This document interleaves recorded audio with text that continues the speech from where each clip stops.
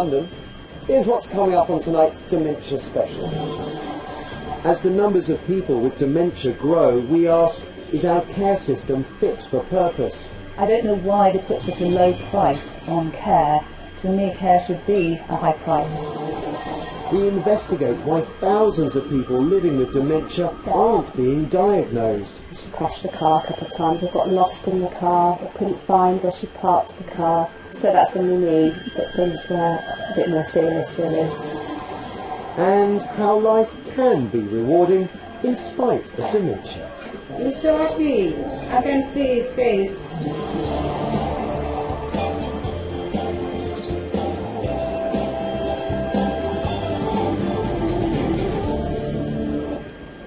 It's estimated that around 72,000 people here in the capital have dementia, a condition once described by the Prime Minister as one of the greatest threats faced by humanity. And yet fewer than half of those with dementia here have been officially diagnosed, simply because where you live in the capital can have a massive impact on how you're assessed and how quickly you receive support and treatment. Katharine Carpenter has the story. Thanks very much for being here, ladies and gentlemen. Welcome to our club. For the next hour, we just want to settle down, relax, and hang out.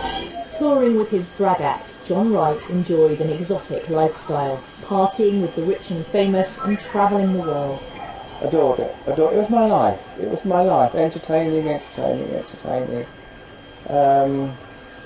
think if you've got entertainment in your blood, it's something that never goes away. But 15 years ago, the curtain came down on the life he loved. It was when I'd go out on stage to sing a song that I'd sung thousands of times before, and the music was playing and I hadn't got the foggiest idea what the words were. And this happened more and more often. It was nice. The dress actually was gorgeous. It was Did you have it made, or did you? No, Did you bought it in the shop? I put my figure there in here. How about that? For Gila Bailey, the realisation that something was wrong with her memory came more gradually after she moved to be nearer her family in Wimbledon. Did you get married? 19th?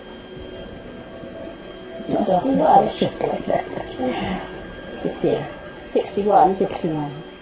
I kept forgetting things, and at the time I still had my car, I was driving, and I had one or two quite sort of, first of all I had little sort of accidents with it, and then I had quite a crash. Not involving anyone else, but I hit a wall and a tree, and then it was decided that I should get up driving, and I began to realise. Both Gila and John say they felt very frightened when they first began to forget things. Both had friends and family who noticed something was wrong too, and both sought medical help. But from then on, their experiences were very different. I was one of the lucky ones. I saw my doctor. I had a good doctor, and he sent me immediately for tests, and from those tests I was sent for scans of the brain, and it was firmly diagnosed as Alzheimer's. Alzheimer's is the most common form of dementia. It's caused by damage to the brain cells. Normally they communicate with each other as electrical charges, but when that circuit stops working, the cells die gradually and the brain shrinks. It was happening to Gila too, but unlike John, she had to wait 3 years to find out.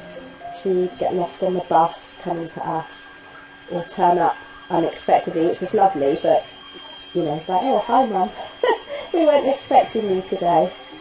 The difference in John and Gila's experiences mirrors patchiness across London when it comes to identifying dementia. This map splits the capital into the clinical commissioning groups, which are in charge of health services across the boroughs. It shows just how much diagnosis rates varied last year. Southwark and Islington performed particularly well, picking up around 6 in 10 of those with the condition. But Harrow and Hillingdon have the lowest diagnosis rates, identifying just over a third of those with dementia. But why is there such variation? Some of it's down to the age of the population and how readily people with different ethnic backgrounds and education seek help. So this time, we'll use some cooking, okay? It's also down to whether hospital staff, care home workers and doctors can recognise dementia. Not all have the necessary confidence, knowledge or resources. It may be that I think of the symptoms that I'm getting as being part of ageing, so I don't worry about them too much. Or my family thinks they're just typical of me. I always was difficult and I'm getting more so. So they don't seek help either. And then the doctor may misinterpret what he or she hears and come to a different conclusion. Her family say that's what happened to Gila. Initially, she was referred to see a consultant at the hospital, and he said, I think it's just age, it's just mild cognitive impairment, just memory loss associated with her age. Don't ask me to come and visit. Dr. Nerida Burney works at a busy practice in Chessington. She's a dementia specialist, but says there needs to be more training for all GPs to help them spot the signs. Is it just that they're walking into a room and saying, oh, why did I come here again? We all do that, that's not unusual. If they forget their names of their family members or they don't recognise their family members, then that's obviously a lot more significant. But even if they recognise the symptoms, are GPs willing to refer their patients for diagnosis? Last month, the new head of the NHS claimed some family doctors are reluctant to burden people with a disease which can't be cured. I think just like in the general public, there will be some of the profession that still feel that there's not much available, and so they are yet to be convinced of the need for an early diagnosis. And I think that's where we are hoping to get that message out, not just to GPs and clinicians, but also to the general population, that actually there are some things that can help. If signs of dementia are picked up, most patients are referred on to a memory clinic. Here they'll have cognitive tests, scans and possibly assessment by a psychologist. But again, where you live could affect how quickly that happens, with waiting times ranging from 2 to 24 weeks across the capital. Okay, so right in here, what we did, we had lunch together. After her tests at a memory clinic, Gila was still told she didn't have dementia. It wasn't until 2 years later that another consultant finally made the diagnosis. It's quite annoying that it's taken so long, because actually we were quite relieved when we actually had a proper diagnosis. And yes, on some level it's quite upsetting to have this label of Alzheimer's, but it's helpful because then the help is there. It means Hannah's now getting the support she needs too. If they're able to do some of those things. At this carers session, she's learning about her mother's condition and how to cope as it inevitably progresses. To help force up diagnosis rates, the government set the NHS a target. By April next year, it wants at least 2/3 of those living with the disease to know about it. The man responsible for making sure that happens in London says most clinical commissioning groups do now have effective dementia action plans in place. I think it's achievable because I've seen the dramatic increased rates of diagnosis in some of the clinical commissioning groups over the last year or two. Hillingdon CCG claims it's one of those which has already improved, thanks to a renewed focus on dementia, staff training and investment. But the emphasis on identifying those with dementia comes with a health warning of its own. A warning that spending on treatment and research must match the ambition to drive up diagnosis. Otherwise, those with the disease could face an even more uncertain future. The only thing I can hope for is that when I do lose the ability to look after myself and take care of my life, that I'm well taken care of.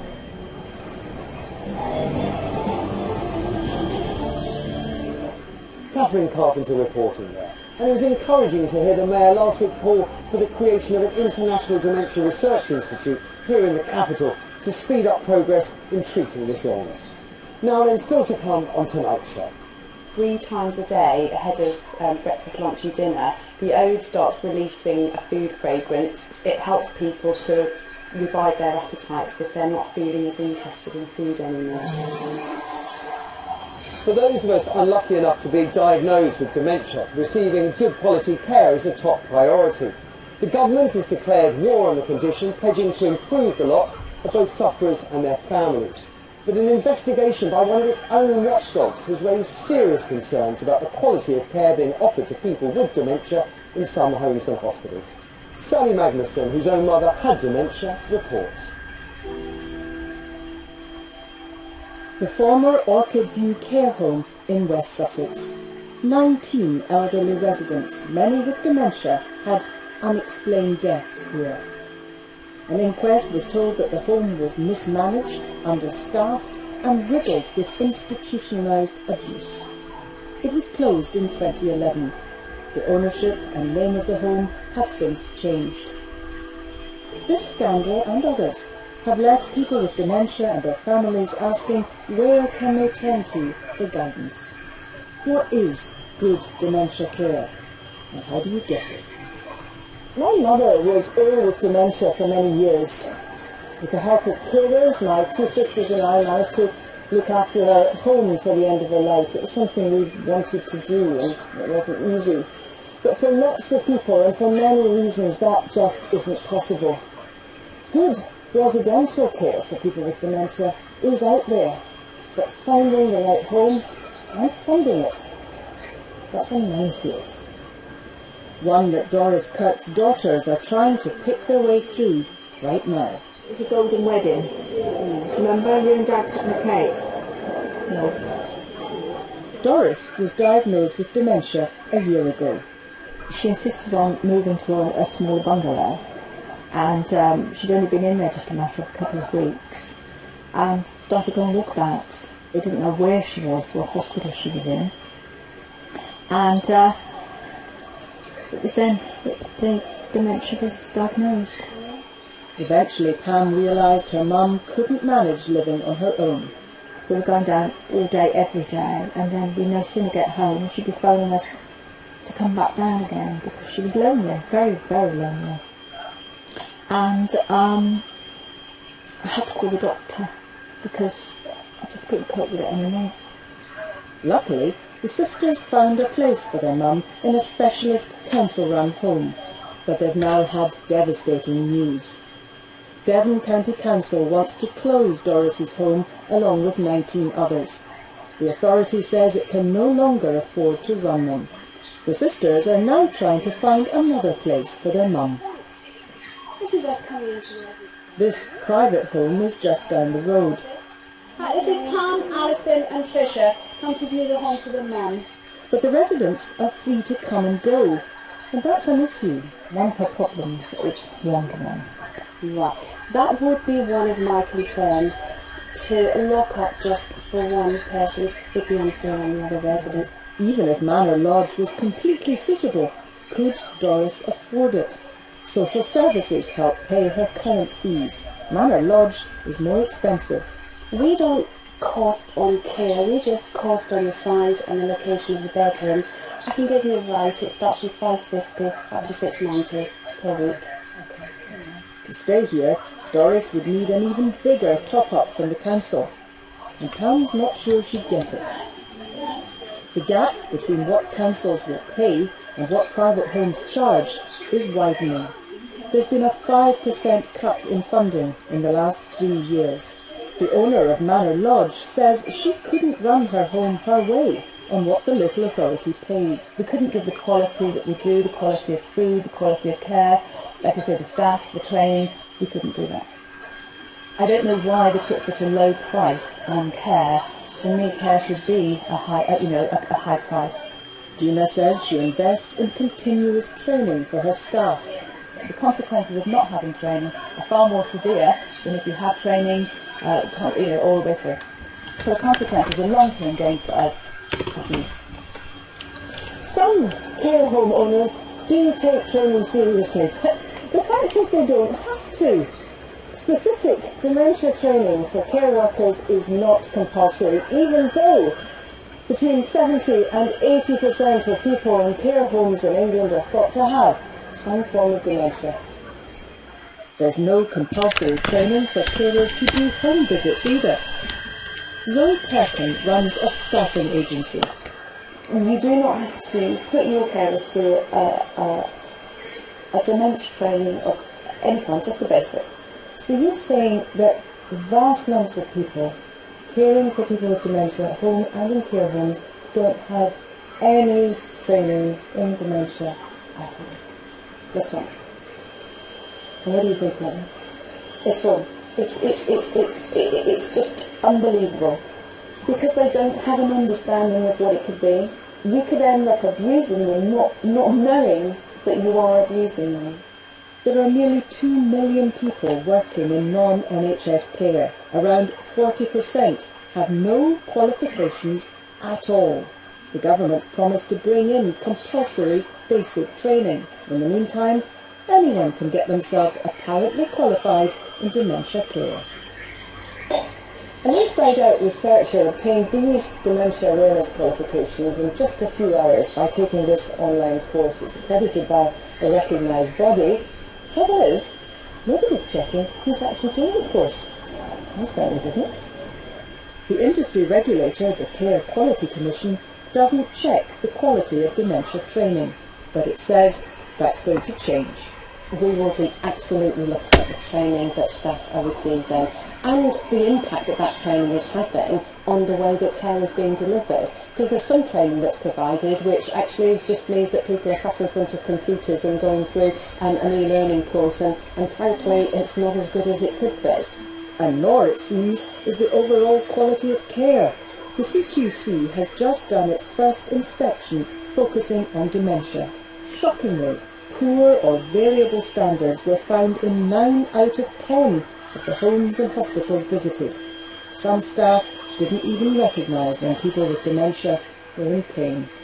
90% of the places that we looked at, there was some variation in care that was not as good as it should have been. And that's the really, really sad thing about this. It's not acceptable that people who are living with dementia do face a lottery as it stands at the moment. And there's an awful lot of people who need to work together to make sure that that's not the case for the future. That worrying conclusion comes more than 5 years after the government launched its dementia strategy, pledging to improve standards. I'm acutely aware that there is still a long way to go. I think there are lots of examples of really good care across our system, but there are too many examples of breakdowns of care, and I'm absolutely determined that we drive up standards of care, and that means better standards of training for care workers, but it also means holding care providers to account when things go wrong. In Devon, the closure of Doris Kirk's council-run home has been put on hold after a legal challenge. But the uncertainty over where and how well she'll be cared for goes on. Most places anyway are full. A lot of places don't have a waiting list anyway. I don't really know where we're going to go. Dementia is an illness full of losses and full of heartbreak. But with understanding and education, there's a huge amount that can be done to give people a good life. If this really is a country that's declared war on dementia, then surely we need to train all carers in what this illness actually is and teach them how to nurture the individual to the very end.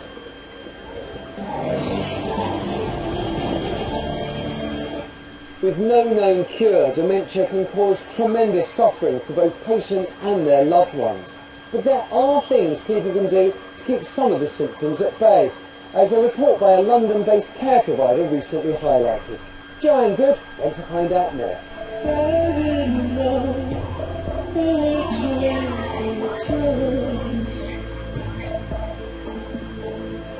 I didn't know which way to turn.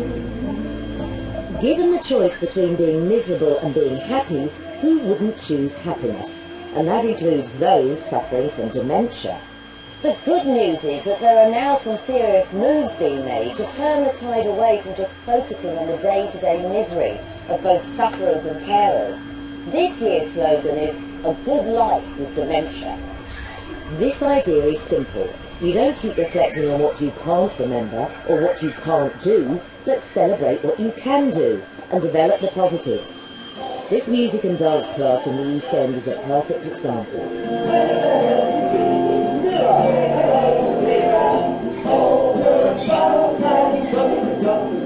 Everyone here is encouraged to bring to the room things from their past that can bring joy to the present. Vera was a professional singer, and it never left her. You'll never know just how much I miss you. You'll never know just how much I care. And if I try to share the mood I'm in.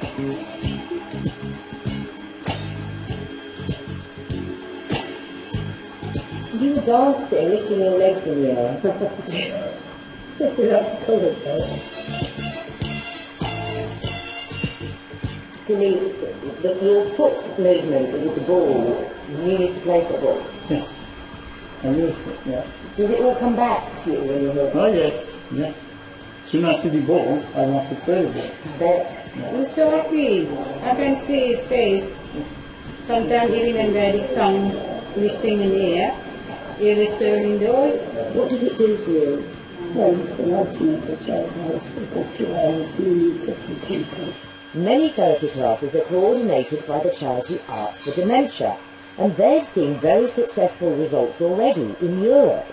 Studies in Germany showed that people given 2 hours cognitive stimulation on a daily basis, their dementia didn't move, whereas those who weren't given it, unsurprisingly, of course, it continued as normal. We ran our first ALD programme around London for the Olympics and evaluated it and discovered that people stayed energised for 94% overnight and 60% for a week or more. Their carers were saying they stayed energised, happy and stress-free. It was an enormous difference. What they actually said to us, they'd been reawakened to all this. They had thought it was all lost, but now they are taking part. They're meeting to sing, to dance, to play music, to act, to improvise.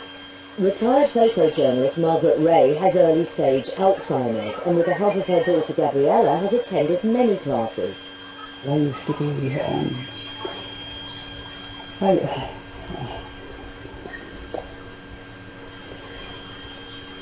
sorry. I used to do a lot of photographic taking, developing and printing and all the rest of it, but I don't do that anymore. What do I do? Not a lot. Well, you enjoy all these workshops and stuff. Yeah, this is true. It's great to find people who are in a similar position. We can share silly things that have happened, we can joke, we can get together and have a good laugh, which I think is very, very important. One doesn't really want to know about the bad side of the thing. So art and music are definitely working for Margaret, but a recent report launched by the Alzheimer's Society and Red and Yellow, an organisation that provides dementia care, found that leisure providers, interest groups and social services need to do far more to allow those with the illness to enjoy life as much as possible.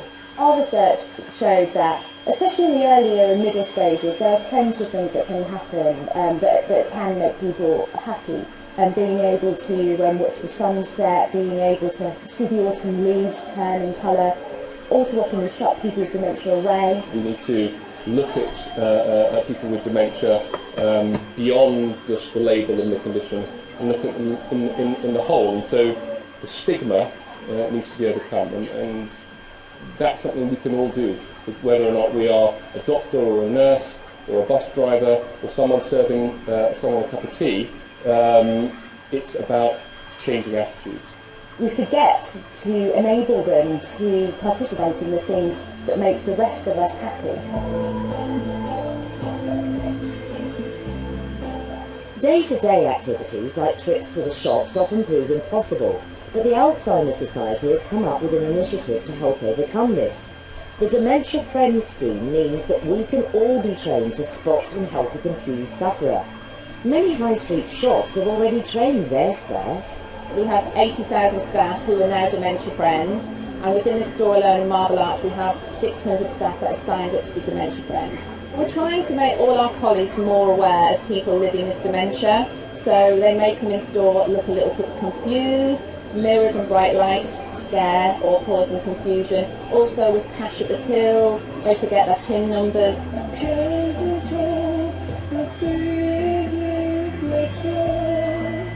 So it's really educating our teams to know how to deal with these customers. Relatives come in and they feel comfortable that they can allow their parents, etc. to come in store, and they feel that we will be aware of their situation.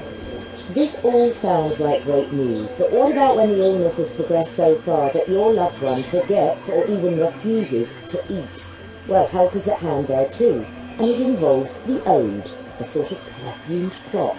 3 times a day ahead of breakfast, lunch and dinner, the ode starts releasing a food fragrance. At about 8 o'clock, orange juice scent will start being released. At lunchtime, say 12 o'clock, we've got a Bakewell tart in here at the moment. And then dinner, we've got a chicken curry. Introducing cues, whether it's fragrance or other things, helps to remind people in a kind of quite nice way, hopefully, that yes, oh, it must be time to eat. I can smell the cake. So let's have a meal.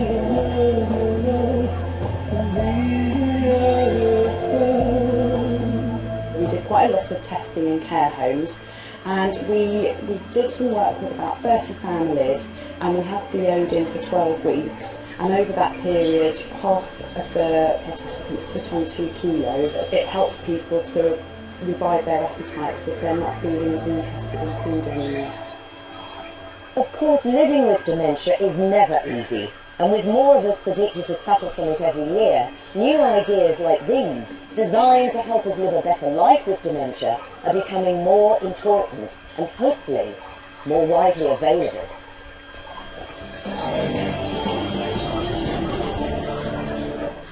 Joe Good there. And our special focus on dementia will be continuing on our radio station, BBC London 94.9, immediately after this programme, where Mark Forrest will be finding out what help and advice is available. Well, that's nearly all for this evening, but before we go, let's have a quick look at what's coming up on next week's show.